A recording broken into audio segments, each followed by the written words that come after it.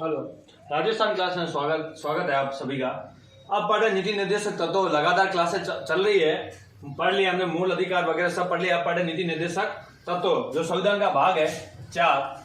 संविधान का भाग कौन सा है? भाग है 4, अनुच्छेद है 36 से 51। अनुच्छेद है 36 से 51। अनुच्छेद कहाँ से कहाँ तक है? 36 से 51 तक। किस देश से लिए गए आप बोलोगे? किस देश से प्रेरित होकर लिए गए? आप बोलोगे आयरलैंड से। किस देश से प्रेरित होकर लिए?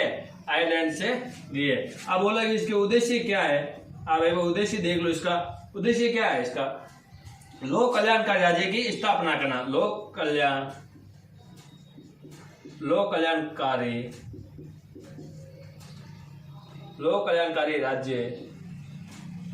राज्य की स्थापना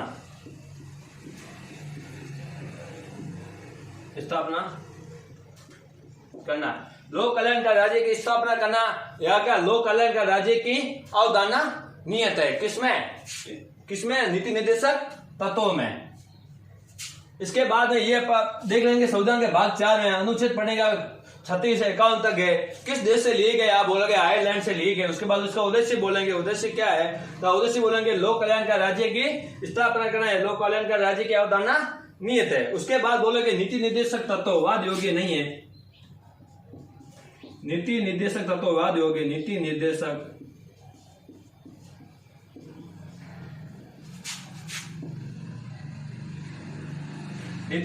तत्व वाद योग्य नहीं है।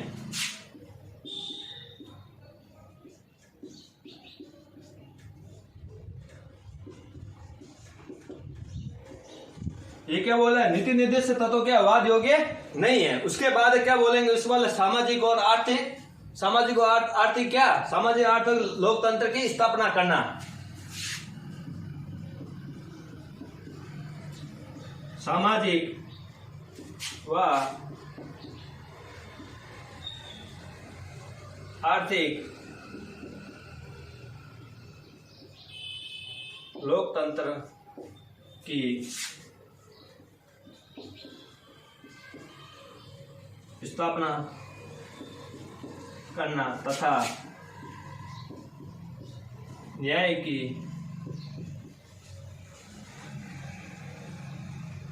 सुव्यवस्था करना। हम पढ़े नीति निर्देशक तत्व पढ़ रहे हैं जो संविधान का भाग 4 में है, अनुच्छेद 36 से 51 तक है। उसके बाद बोलेंगे किस देश से प्रेरित होकर लिया था? बोलोगे आयरलैंड से लिया गया। उसके बाद इसके बोलेंगे उद्देश्य क्या है नीति निर्देशक तत्वों का। नीति निर्देशक तत्वों का उद्देश्य है कि लोक कल्याणकारी राज्य की स्थापना करना या लोक कल्याणकारी राज्य की अवधारणा किसमें नियत है? नीति निर्देशक तत्वों में। उसके बाद में 1-2 आते इसके बोले कि नीति निर्देशक तत्व क्या वाद योग्य नहीं है। नीति निर्देशक तत्व क्या है? वाद योग्य नहीं है। उसके बाद बोला कि सामाजिक और आर्थिक लोकतंत्र की स्थापना करना, न्याय की सुव्यवस्था करना। ये किसमें है? नीति निर्देशक तत्व में। उसके बाद में एक अधिनियम आता था 1935 का अधिनियम आता है। 1935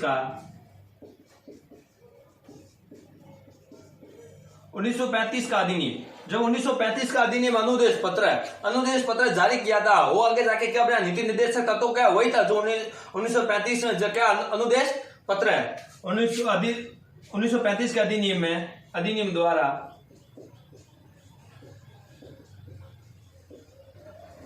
अनुदेश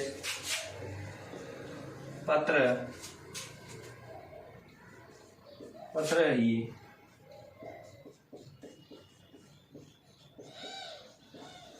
आगे जाकर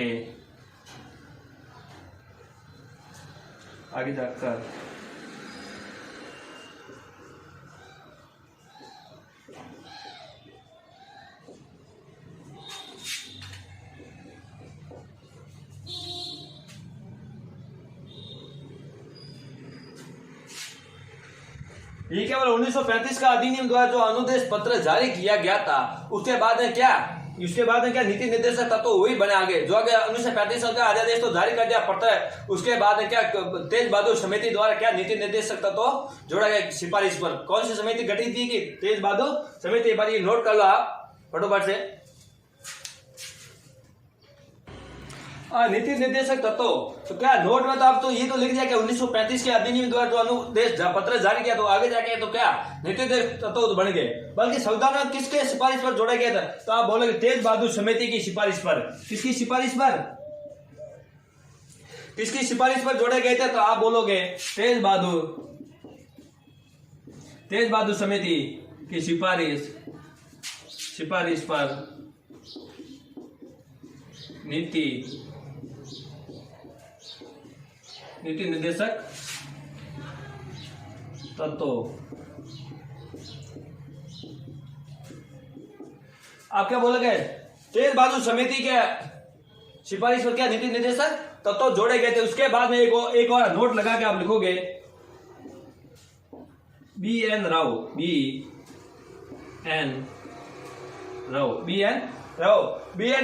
ने क्या बोला था? उन्होंने व्यक्ति को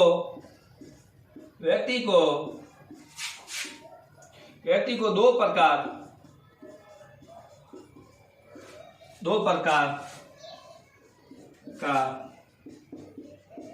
प्रकार का न्याय का आधार। इसमें BN राव ने कहा व्यक्ति के दो प्रकार के न्याय के आधार की बात की। कौन कौन से दो प्रकार के? एक तो है न्याय, एक है न्यायिक, दूसरा है गैर न्यायिक।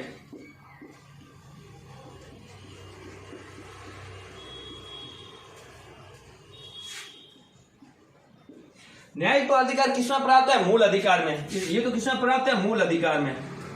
ये तो मूल अधिकार में प्राप्त है, ये तो मूल अधिकार प्राप्त है। लेकिन गैर न्यायिक अधिकार किसमें प्राप्त है? तो आप बोलोगे नीति निर्देशक तत्वों में। नीति निर्देशक तत्वों में जो न्यायिक अधिकार तो है वो किसमें प्राप्त है? तो आप बोलोगे मूल अधिकार। जब मूल अधिकारों का हनन होता है तो अनुच्छेद 32 के तहत आप जा सकते हो, तो कहां? सुप्रीम कोर्ट में। लेकिन अनुच्छेद 226 के तहत कहां जा सकते हैं आप? हाई कोर्ट में जा सकते हैं। इसलिए ये बोला गैर न्यायिक क्या नीति निर्देशक तत्व है। लेकिन जो न्यायिक में कौन सा मूल अधिकार? ये BN राव ने बोला था। किसने बोला था? BN राव ने। उसके बाद में एक और आता है केटी शाह ने एक कथन बोला था। केटी शाह ने बोला कि नीति निर्देशक तत्व ऐसा चेक है, नीति निर्देशक तत्व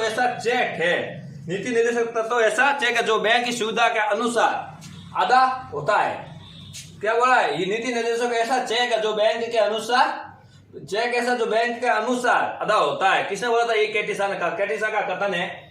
एक आता TT कृष्णाचार्य का आता है, वो भी बोला नीति निर्देशक तत्वों को भावना की स्थायी, जो वो क्या बोला? नीति निर्देशक तो भावना की स्थायी वो क्या कूड़ाधर है।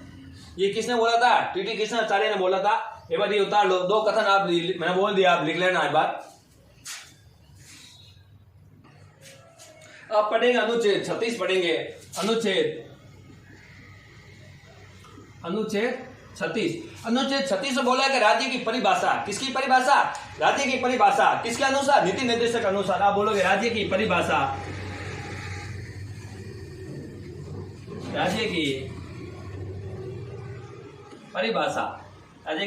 किसके अनुसार? नीति निर्देशक तत्वों के अनुसार।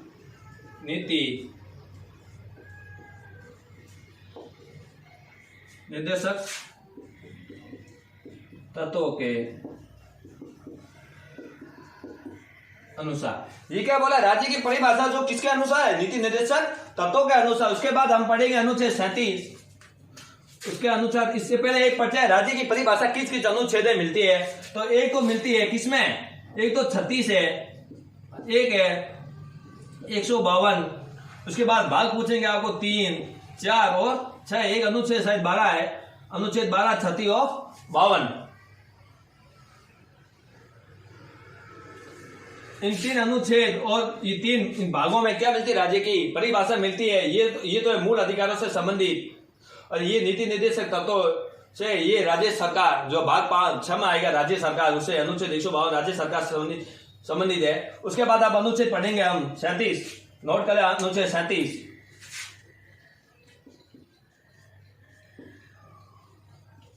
अनुच्छेद 37 इसे बोला कि नीति निर्देशक क्या वाद योग्य नहीं है। इसे बोला नीति निर्देशक तत्व,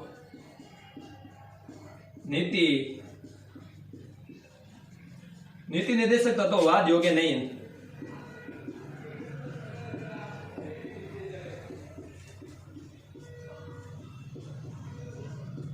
इसमें क्या बोला, नीति निर्देशक तत्व क्या है, वाद योग्य नहीं है। किसने बोला कि नीति निर्देशक तत्व वाद योग्य नहीं, तो आगे बोलोगे अनुच्छेद कौन सा, अनुच्छेद तो बोलोगे 37, लेकिन ये न्याय योग्य भी नहीं है। और इसमें बोलोगे न्याय, ये तो क्या न्याय योग्य भी नहीं है। उसके बाद में ये क्या बोलेगा, न्याय योग्य भी नहीं है, बल्कि वैधानिक शक्ति और कानूनी शक्ति भी इसको प्राप्त नहीं है, तो आप बोलोगे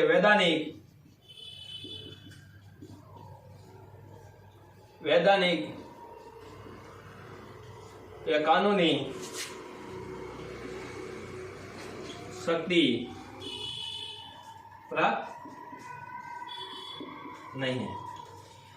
ये नीति निर्देशक तत्व क्या वाद योग्य नहीं, लेकिन इसको क्या है, न्याय योग्य भी नहीं। ये तत्व कैसा है, न्याय योग्य भी नहीं है, और वैधानिक और कानूनी शक्ति इसको क्या प्राप्त नहीं है। ये बात नोट कर लो। उसके बाद आप पढ़ेंगे अनुच्छेद 38 पढ़ेंगे। 38 लिखा लोक कल्याण का राज्य की अवधारणा, लोक कल्याण का राज्य की अवधारणा। एक बार ये नोट कर लो आप, नहीं तो नीचे लिख देते हैं अनुच्छेद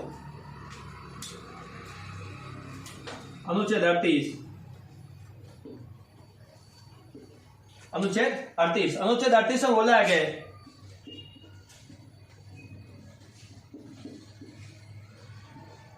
लोक कल्याणकारी राज्य की अवधारणा, लोक कल्याणकारी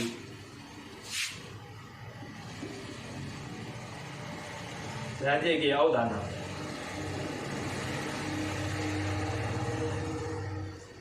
ये क्या है, लोक कल्याण का राज्य की अवधारणा। बल्कि 38 में भी दो है, 38A और 38(1) और 38(2). इसमें भी 38 का एक भाग 2, एक और 2 भाग है। 38(1) में बोला है कि राज्य का कर्तव्य बनता है, क्या राज्य का कर्तव्य बनता है सामाजिक, आर्थिक और राजनीतिक न्याय की उपलब्धता कराए। किसका कर्तव्य बनता है, राज्य का। आप 38A में लिखोगे, 38A में या 38 फर्स्ट में लिखोगे, आप लिखोगे राज्य का कर्तव्य बनता है, राज्य का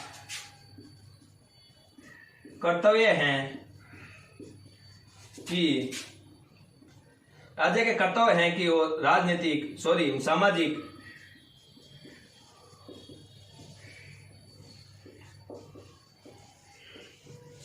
राजनीतिक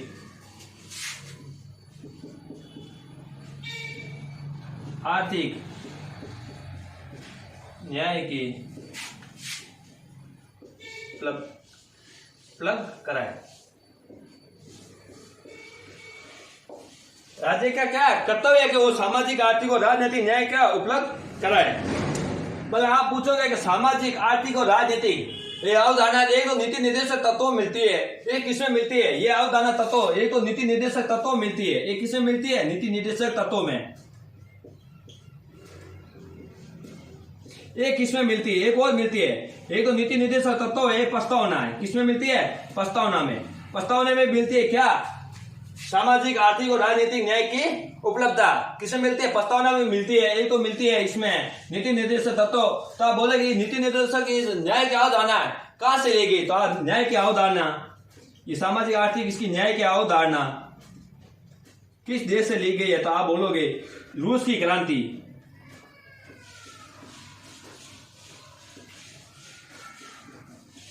रूस की क्रांति 1917। क्या बोलो, रूस की क्रांति 1917 में ली गई थी। कौन कौन सी है तो आप बताओगे, सामाजिक, एक तो सामाजिक, एक राजनीतिक, एक आर्थिक न्याय की उपलब्धता। अभी नोट कर लो एक बार, उसके बाद हम पढ़ेंगे 38(2) में क्या बोला है। एक बार 38(1) लिख लो आप।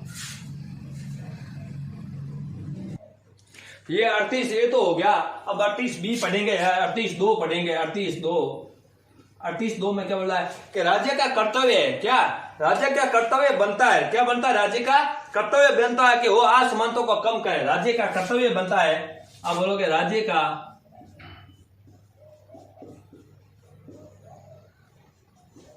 कर्तव्य है कि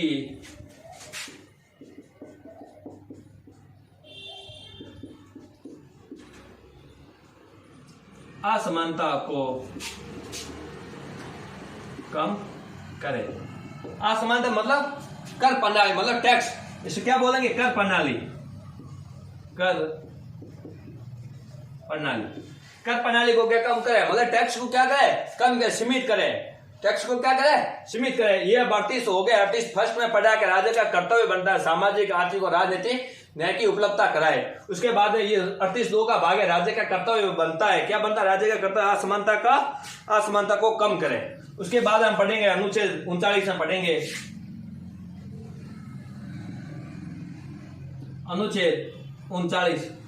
अनुच्छेद क्या बोला, 39। अनुच्छेद 39 बोलेगा सरकार का, क्या बोलेगा, सरकार राज्य सरकार के कुछ अनुसरणीय नीति निर्देशक तत्व है। क्या, राज्य सरकार के कुछ अनुसरणीय नीति निर्देशक तत्व,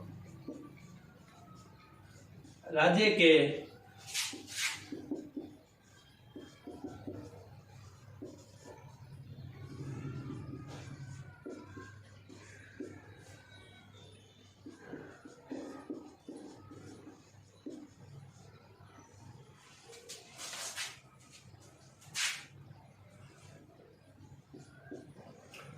ठीक है, राज्य का अनुसरणीय नीति निर्देशक तत्व किसके है, राज्य के। इसमें राज्य में क्या, इसमें के 5-6 भाग है।